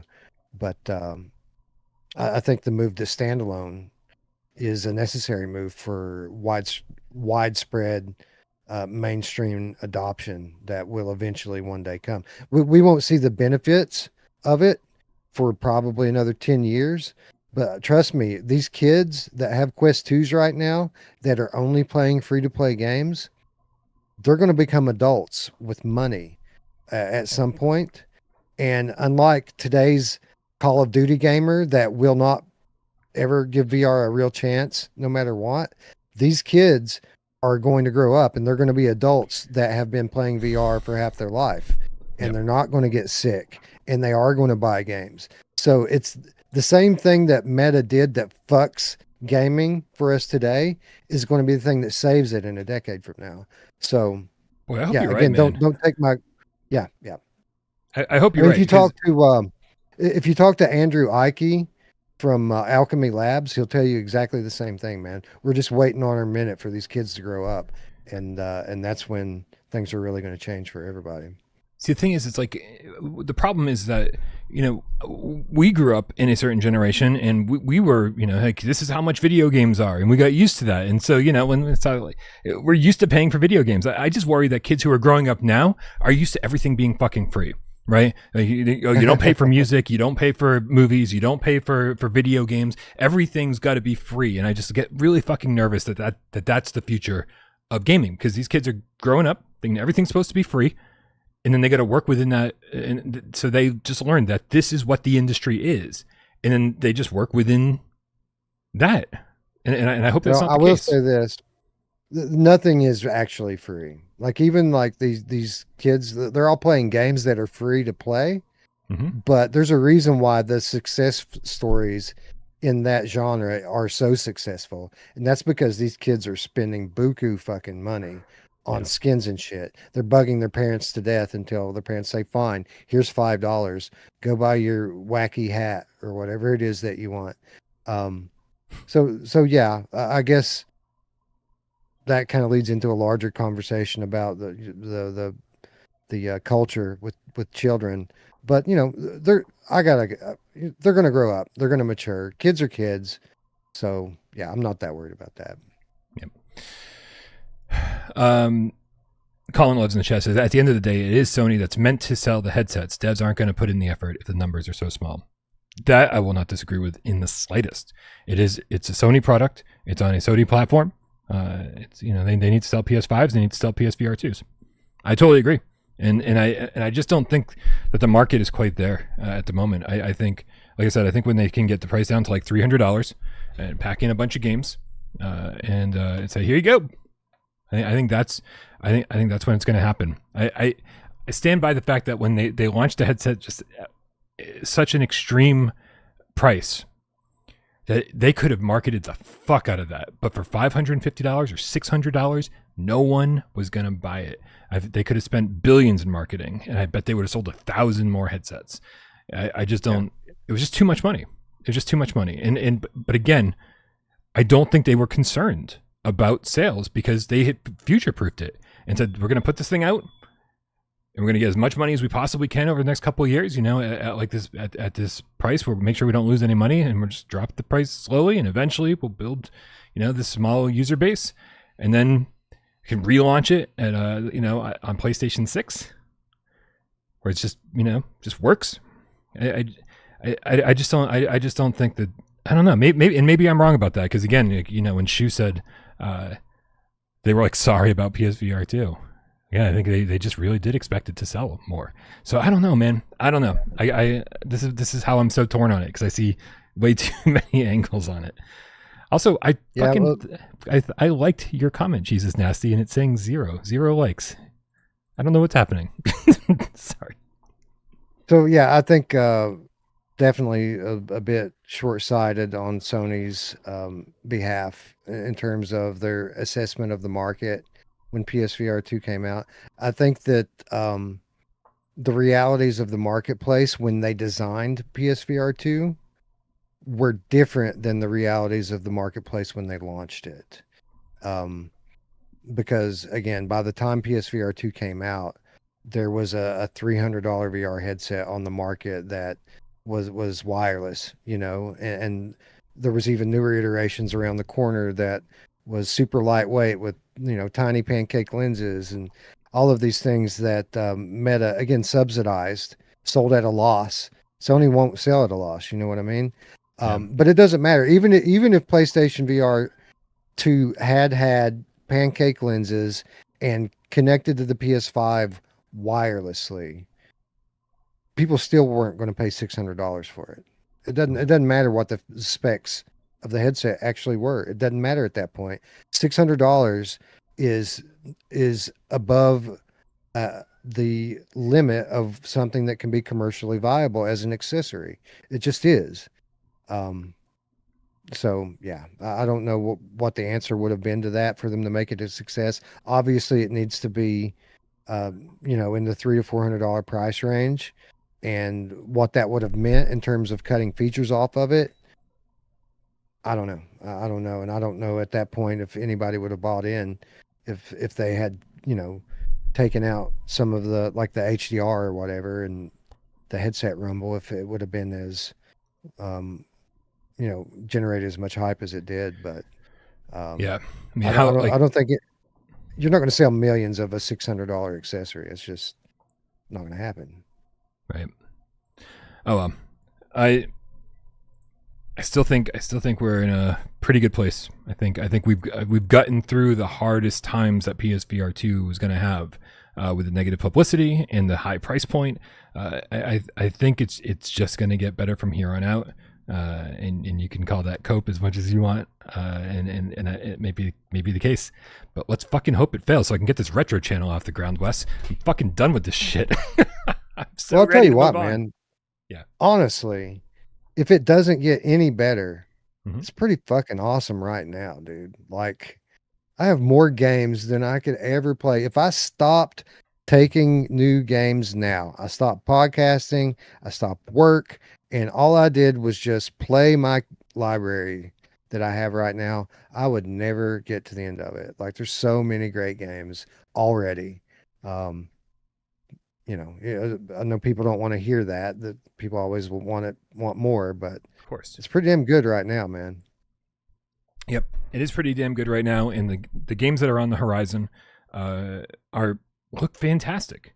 I am more than happy. I mean, at least for the next 4 months, as long as all the games that are supposed to come out over the next 4 months come out over the next 4 months, I'm going to be extremely happy. And then we can tackle 2026 when it gets here. And hopefully by then we'll have an announcement that Resident Evil Requiem is actually coming to PSVR 2, and that'll keep everyone quiet for about a week or two. And then we're like, oh, good, it's not dead after all. Lies and Rain we got coming. We've got Reach. I'm so excited for Reach. Glad you are. Yeah, I don't know what. Yeah, well, I guess I don't either. Later episode. Yeah, we could do a whole episode on what the fuck is Brian's problem with Reach. Yeah, I don't get it, man. I think that looks amazing. And then we've got Into Black coming in like fucking less than 2 weeks. Right? Are we not allowed to talk about? I mean, we're allowed to say that we have review keys and that we're playing it, but we can't say anything about the game yet. Guys, we have review keys and we're playing Into Black. That's all I got. Yeah. Actually, I haven't even started it up, so I can't even blink twice if it's good. I'm going to get into it tonight.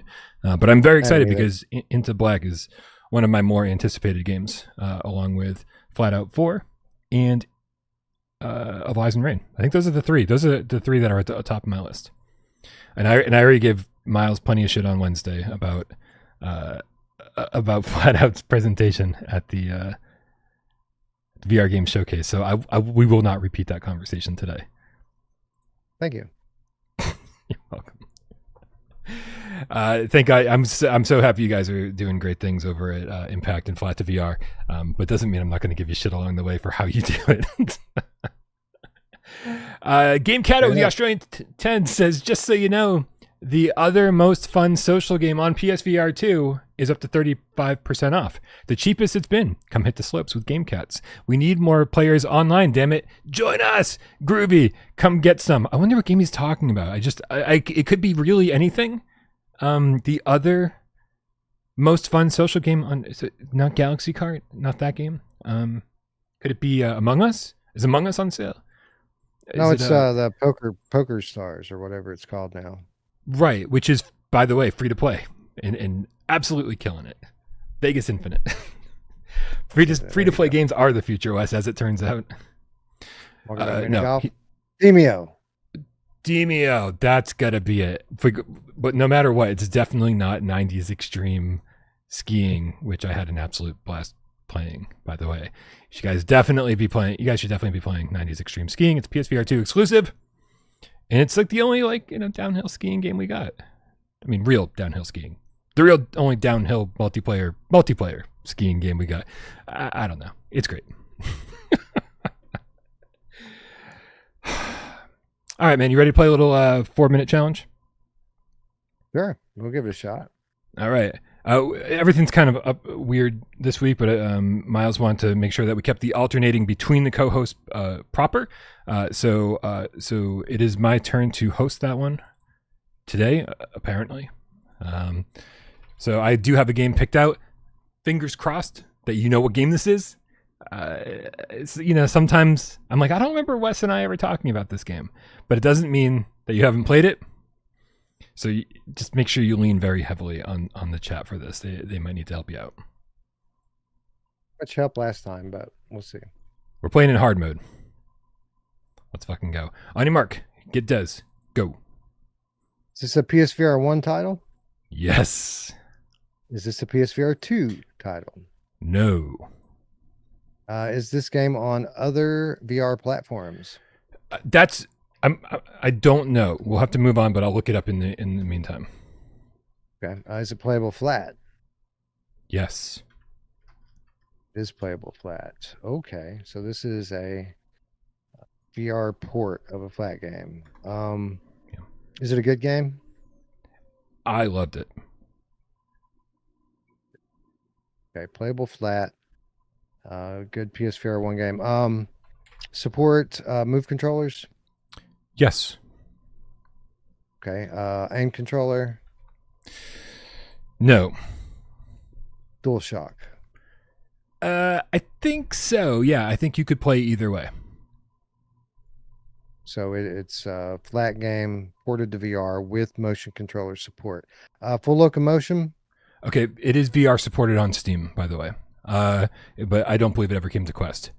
Full locomotion, tricky. Your character does move from one place to another fully. So it's not like node based. It's not teleport. So you can move around. Is it like vehicles? No. So, okay. This is first person. Sometimes. Sometimes first person. Mm-hmm. Sometimes third person. Okay. So that narrows it down. So it's a game that's flat and VR. It's a Gen 1 game. And it's a perspective switching game. I might have already asked you this. Is it based on a known IP? It's not a popular IP, but it is in a known franchise. I'll say that. But definitely not popular. Is this a stealth game? No. So no, it's not Republic.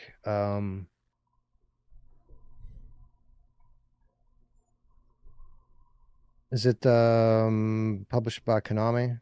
No. Not that game that I don't remember what it's called. Zone of the Enders. So you said, yeah, Zone of the Enders. Thank you. So you said that you like it.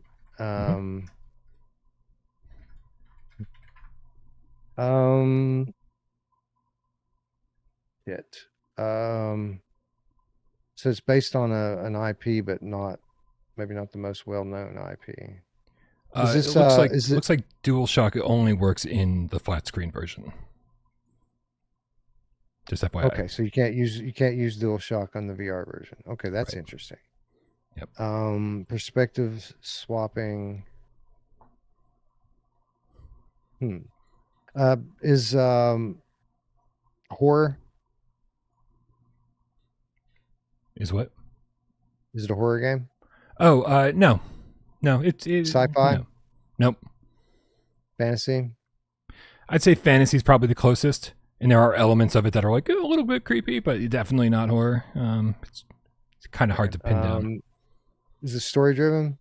Yeah. Story driven, fantasy-ish, like dark fantasy. Is it is there combat in the game? There's no combat in the game. Is it a puzzle game? There are puzzles in the game. That is half of what you're doing. I'm going to give you one more question and then a guess. We're out of time.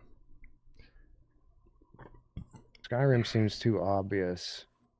I'm going to go with Looper here. I don't know any other questions to ask. I'm going to go with Looper here and ask, is it Fated Silent Oath? No, it's pretty obscure, but wasn't at the time. This is Demo Reborn, which okay. Oh, good. Yeah, that's hard mode for sure. Yeah.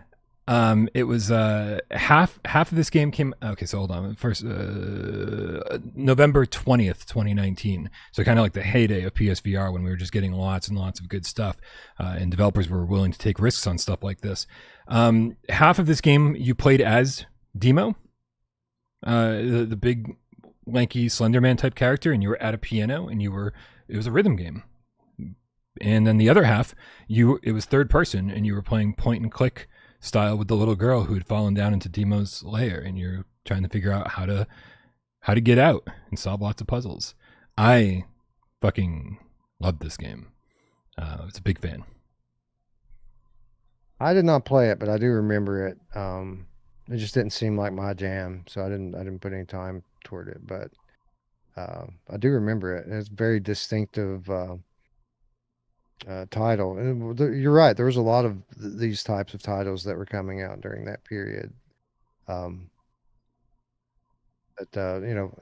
a heavy Asian influence artistically on it. Yeah. A very PlayStation game, right? Like, isn't that you said it's on Steam, but these types of games that are what Sony console platform used to be known for, stuff like this. Just random title that has a very unique art style and a very unique premise in terms of gameplay, that no one ever heard of, but everyone that played it loved it. Right. It was, and then like the whole rhythm section was just basically a way to kind of progress the story forward. Like as you played as a little girl, you were like finding more sheet music for Demo to play, and so you'd go in and you're like, the game would just basically force you to play through each song once, and there was a ton of music to play through, a ton of content for a game that was not 100% a rhythm game, but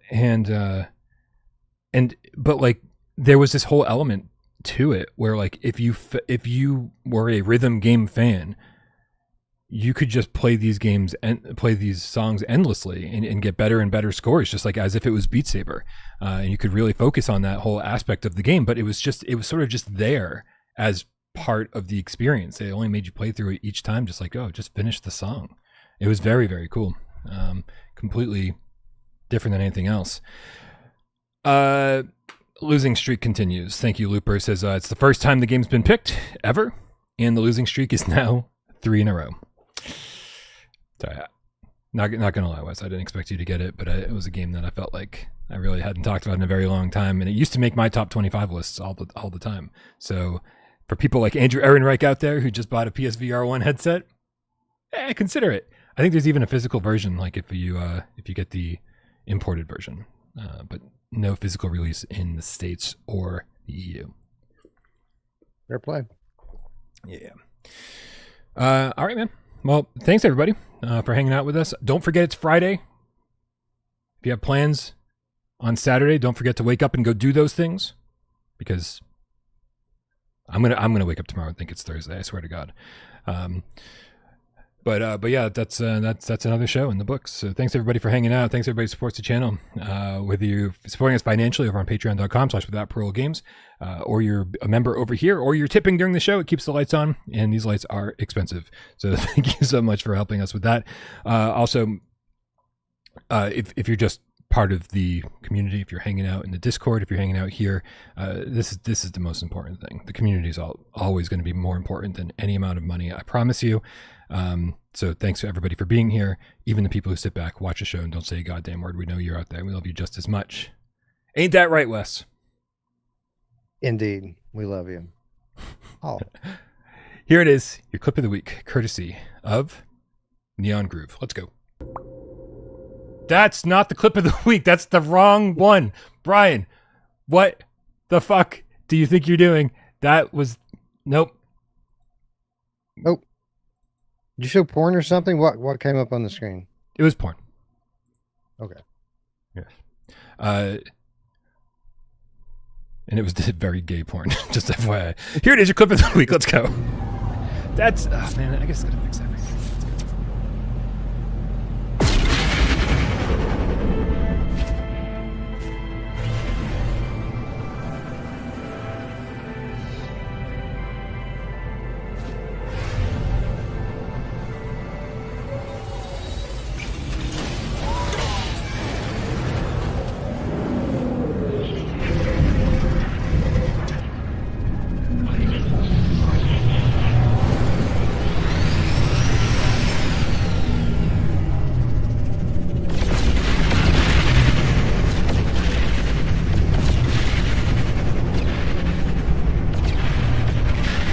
Oh shit.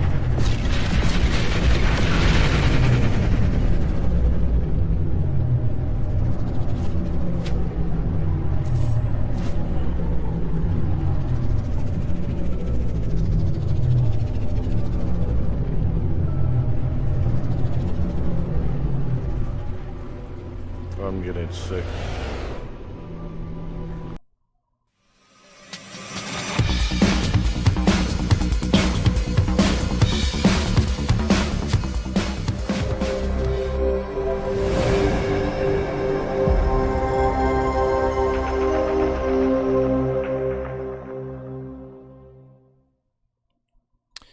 Neon Group sent us that clip with the tagline, "I don't get sick in VR anymore," but this spun me right around. I can totally see that happening. I was a little confused why it was happening because as Dan Kiefer in the chat says, that's bullshit. Brian's never played No Man's Sky. I have no idea why he'd go into this tailspin like that and not be able to fix it. But I'm assuming that would throw me for a loop too. Yeah, and just to address the rumors in the chat, it's true. If you haven't played No Man's Sky for 100 hours, you haven't played it, apparently. That's right. Sorry, I'm only up to, I think 40 hours or something like that. 30 hours, something. Yeah. It's not good enough. You just don't get it. Nope. And that's fine. That's fine. You guys can keep No Man's Sky all you want, but I'll be stuck there on the other side of the gate all the while. So you guys enjoy that. We love you. Have a great weekend. Good night. Bye.